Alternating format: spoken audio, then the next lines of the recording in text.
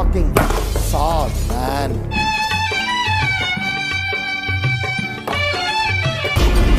Oh my God! Mummy ਐਨੇ ਸਾਗ ਦੀ ਕੀ ਲੋੜ ਆ? ਇਹ ਤਾਂ ਗਰਮ ਆ, ਆਈਸ ਲੈਣੀ ਪੈਣੀ। What the fuck?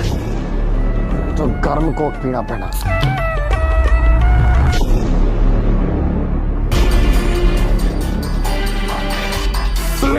Mom! What the fuck? ਜੇ ਆਂਡਿਆਂ ਵਿੱਚ ਸਾਗ ਹੋਇਆ ਮੈਂ ਨਹੀਂ ਛੱਡਣਾ ਮੰਮੀ ਨੂੰ।